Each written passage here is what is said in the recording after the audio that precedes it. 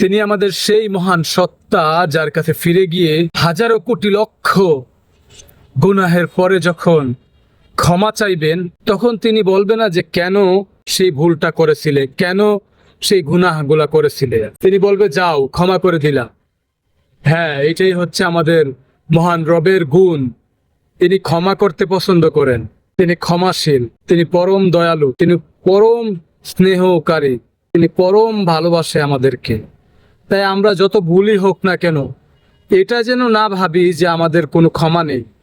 আমাদের ক্ষমা আছে, মহান রবের কাছে আমাদেরকে ক্ষমা চাইতে হবে। আস্তাগফিরুল্লাহ আল্লাযী লা ইলাহা ইল্লা হুয়াল হাইয়ুল কাইয়্যুম ওয়া আতুবু ইলাইহি লা হাওলা ওয়ালা কুওয়াতা ইল্লা বিল্লাহিল আলিয়্যিল আযীম। ইস্তেগফার পাঠ করে প্রতিনিয়ত গুনাহ হয়ে গেলে মহান রবের কাছে ক্ষমা চাইবা।